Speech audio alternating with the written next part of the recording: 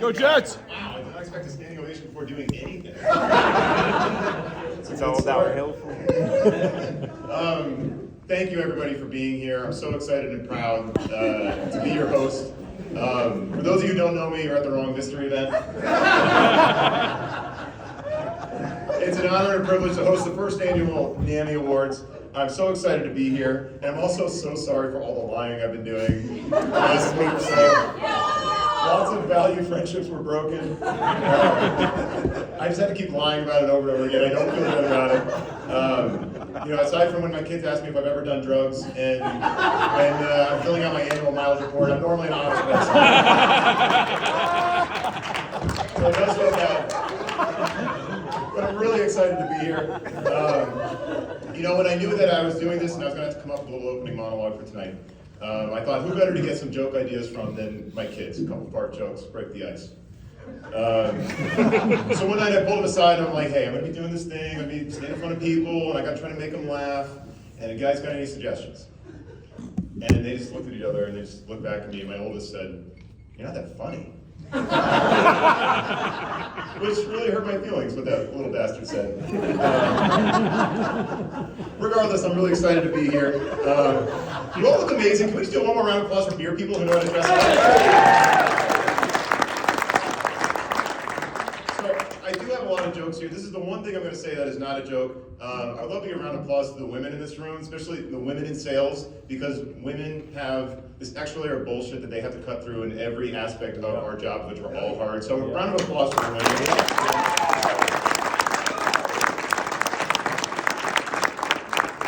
I'm really proud to be your teammate, and I'm glad you're here. Many of us have been here a long time. I think most of you know that the New Belgium chain team used to be called the Gangsters. It was fun while it lasted. There's definitely some bad history with the term chain gang, so, I'm glad we moved on, know better, do better, right? And I'm glad we're doing that. And let's be honest, our team is about as gangster as white-collar work-from-home craft brewery employees. I've seen sweaters from Vineyard Vines that are more gangster than this. So I'm glad we're getting more self-aware about not being gangster at all.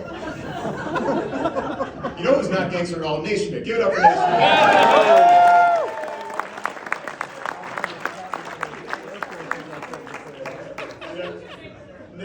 Gangster Nate and I, we go way back. I remember when I met Nate. The year was 2017, and we were chatting over a couple of blank metal cans that had Dayblazer in them. We were standing on a chilly beach in San Diego watching the sunset over the ocean. And eventually we parted ways. And I remember that after that first conversation, thinking to myself, I really hope that Buddy Holly looking motherfucker knows what he's doing. And thankfully he did. I mean, we've had a lot of success with Nate at the helm. Which is great. And ironically, after that first meeting, I began to see that Nate kind of was like rock and roll legend Buddy Holly. He's dedicated to his craft. His hard work leads to great success. He's beloved by millions or hundreds or dozens. Come to think of it, the only difference between the two of them is that due to Nate's travel schedule, he's always living on a plane, and Buddy Holly died in one.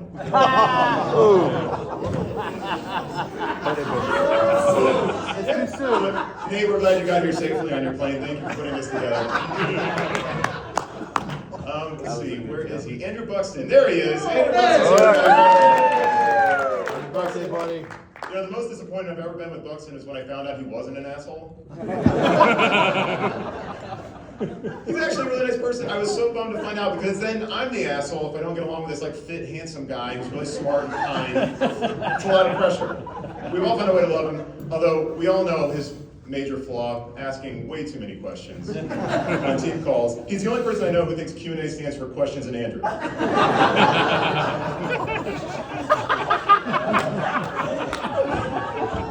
Sometimes we're on a call, it's like 4:30 on a Friday afternoon, and you just see in the little video screen Buxton leaning forward to unmute himself. And it's like you're trying to talk somebody off the ledge. It's like, Buxton, don't do it, there's so much to look forward to. Please don't do it, whatever you're worried about, we can fix it on Monday. We love you, buddy, I'm glad you're here. Where's Clarky? Eric Clark. Hey. Eric Clark's here.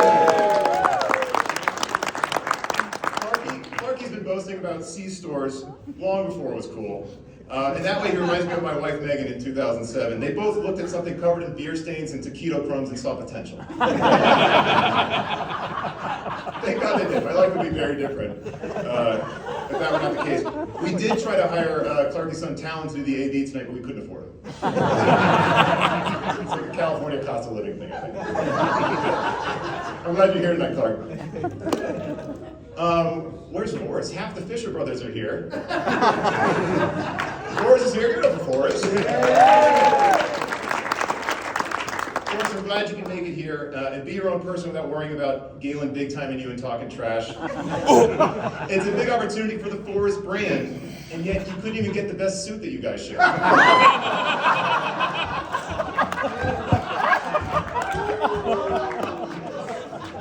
I'm kidding. You look like $1 million. Phil, I'm gonna hide behind you right now. A few years ago, Forrest and Galen gave me some crypto investment advice. If you're wondering how that turned out, we're all still here.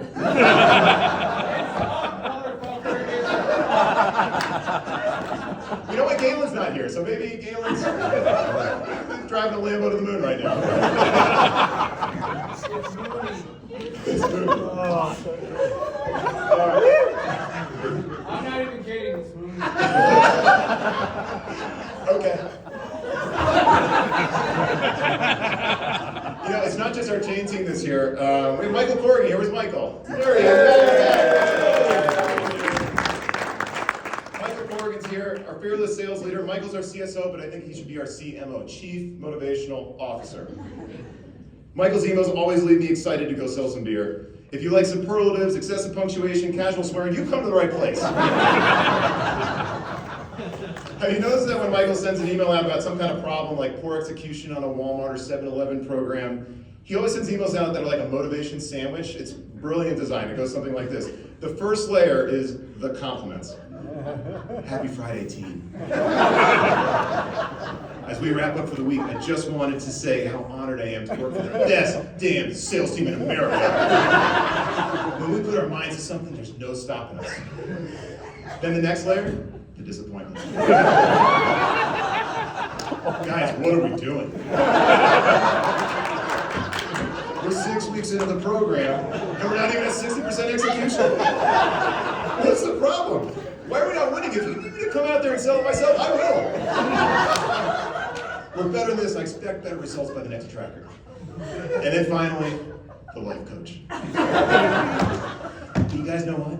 The weekend is here. In fact, it's a 3-day weekend. In fact, forget what Arna just said about like what you do for your jobs and just go home. Be with your family and your friends. Crack a couple cold ones. Make memories. Do something crazy. Frolic with some animals. Really live this weekend. Any fucking breathing studios. Honestly, I love those emails. The day I don't get those emails anymore will be a sad day in my life. I'm glad you're here. We've got some other important people here. Tweedledum, Joe Davis is here.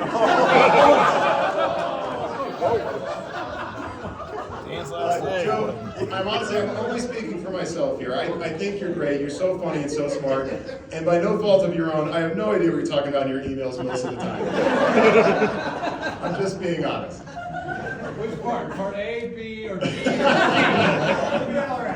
D, all of the above, I think is the correct answer. Page 38.4. When I get a long email from Joe, it's different than when I get a long email from Corrigan or from marketing. When it's a sales or marketing email, I usually understand what they're saying and I know how to implement it in my day-to-day job. When it's an operations email, to me it sounds like information that my youngest son gives me when he's explaining his Pokemon collection. It's like, great news team, our new Bulbasaur's come online, which will improve the fill rates on the canning line while reducing Squirtle. Which gives us better energy and, improves our XP capacity to defeat the downtime. When I get to the end of an email like that, I'm just like, well, that sounds complicated. Call me when you get to the part where you need somebody to drink beers with bald, fat distributor guys on an Applebee's. That's kind of what I would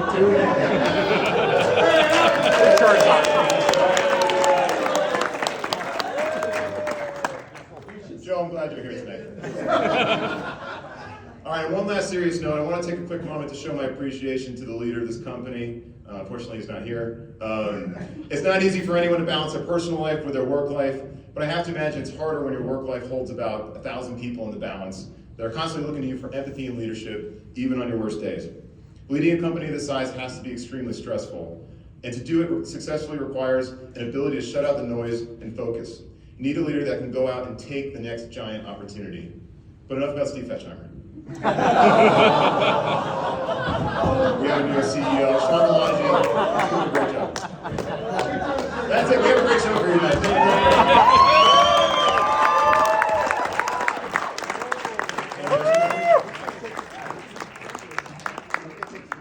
So tonight, the first award tonight is Best Supporting Cast Member. So if you're lucky enough, let's just establish ground rules here. If you're lucky enough to be the winner, please join us on stage to accept your award, and please provide a brief but heartfelt acceptance speech about what this award means to you and who helped you along the way. All right, Best Supporting Cast Member is the category. Here are your nominees. Our first nominee came to New Belgium from Miller Coors over 10 years ago. He doesn't live in Fort Collins, probably because he's a Buffs fan and he can't stand how electric the town gets when CSU wins their first and last game of the season. He first made a name for himself in the clubs of Denver under the very accurate pseudonym, DJ Fun Factory. But lo and behold, his real passion wasn't the turntables, it was the pivot tables. He works tirelessly on trackers reports and our favorite laser-eyed forecasting tool, Jacob. Yet despite all of his efforts, talent, and ability, he never makes you feel stupid when you ask a question. There's nothing he loves more than DMT, and by that I mean data management tools. Give it up. Give it up.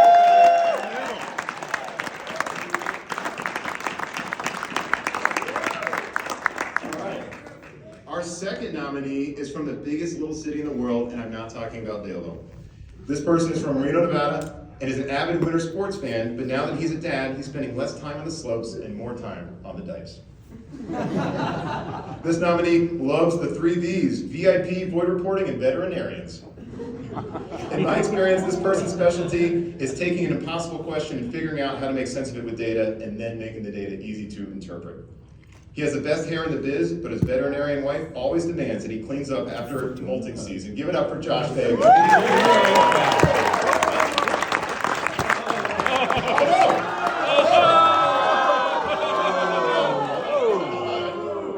She was next. All right. Our next nominee is a critical part of our planning process. When shit gets messy, she has no problem cleaning it up, a skill she developed in her first job of sanitizing a ball pit at a kid's play place.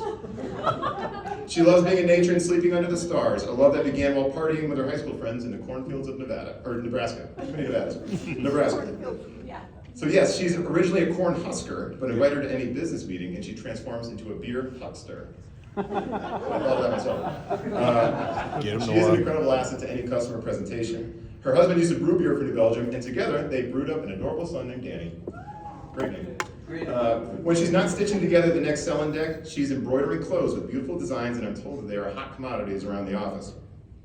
She's on the retail programming team and is an essential reason why any of us national account people have our head on straight with new product and programming information. Give it up for Norma Combs.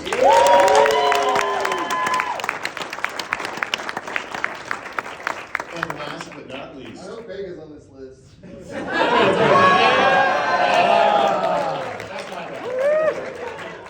my bad. All right. Last but not least, this nominee is a townie from the Nasty Natty. She's got 2 kids that she loves, a husband that she likes okay, and 2 dogs that are hitting this.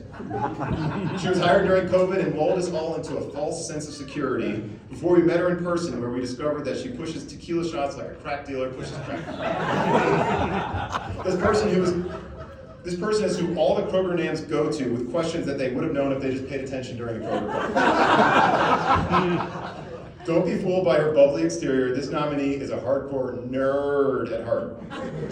Her wizardry with Kroger data and reporting and email templates and execution tracking makes it so much easier for the Kroger nams to chase down any and all opportunities, not to mention the stellar job she does managing her own Kroger divisions.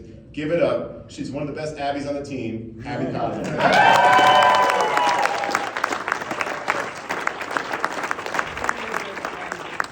And now the winner The envelope, please. Thank you. The winner, Dundee goes to. the best supporting cast member, is Neil Robbins.